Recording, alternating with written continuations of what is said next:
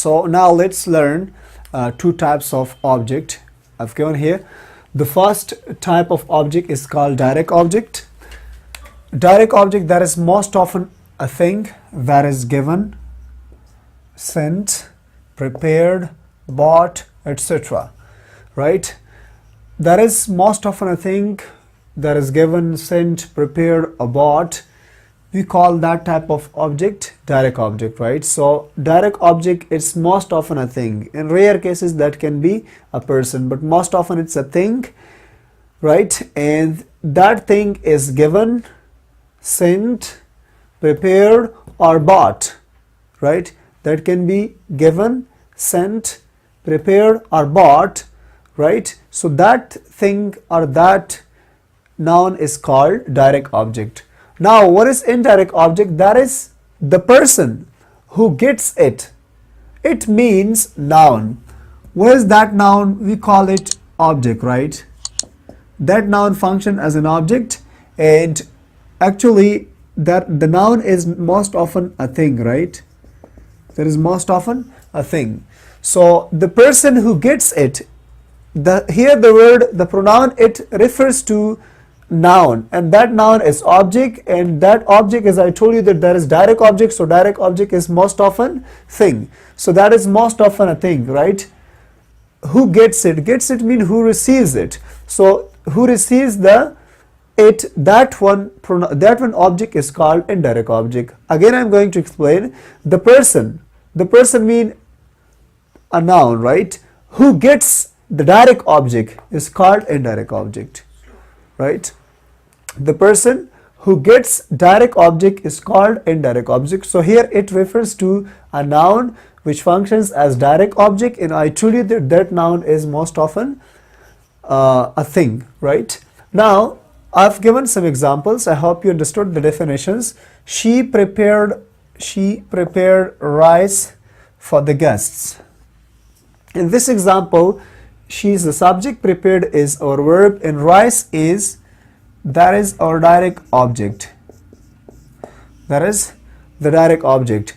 So she prepared rice. I told you that there is most often thing which is given, sent, prepared. So here you know that noun, that thing is prepared, right? And that is prepared, right? For whom? For the guests. So guests is our indirect object. Indirect object, right?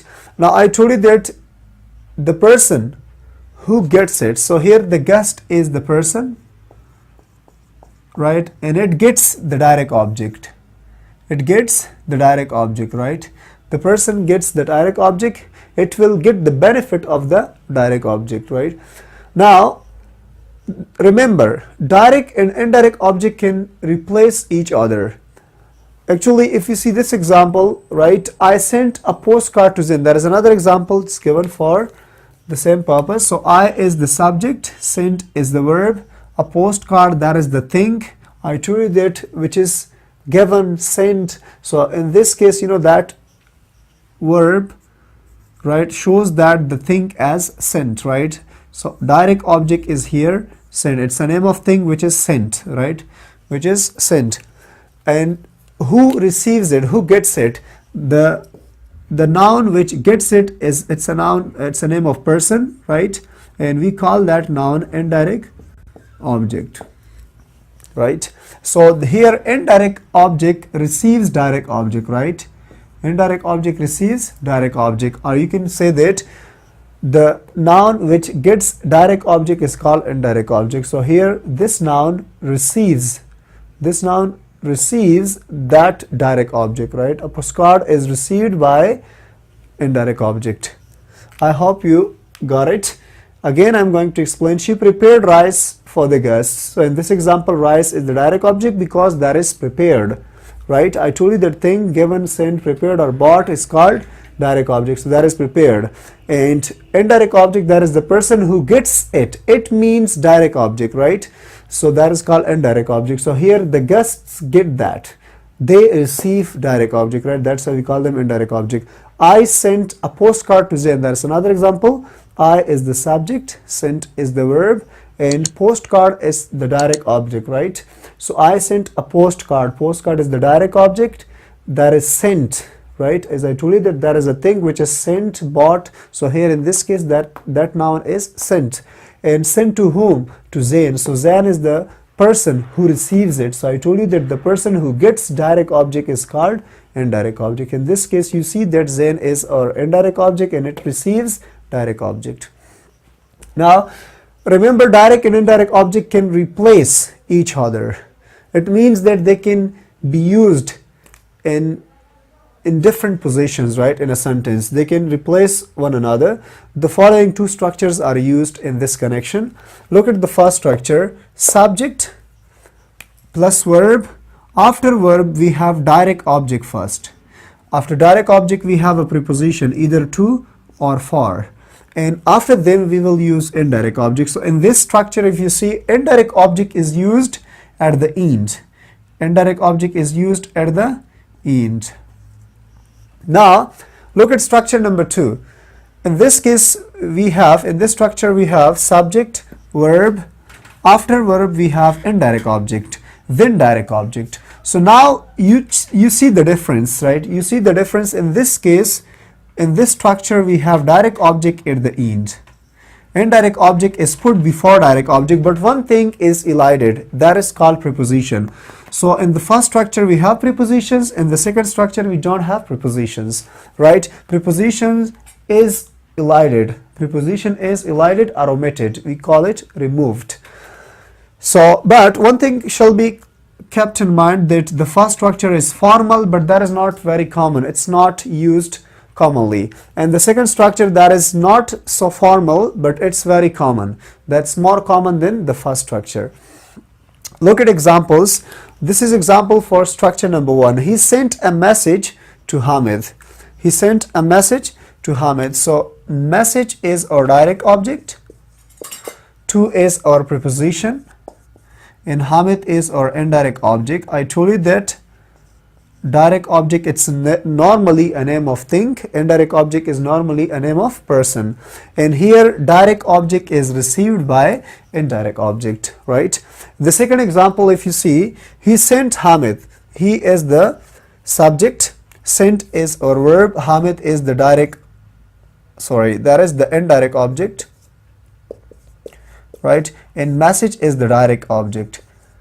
Now in this example, you see that direct object is put at the end and indirect object is put before direct object. So I told you that if you want to bring indirect object into the place of to bring indirect object into the place of direct object, so then preposition is removed. It's elided. You don't have to use a preposition, right?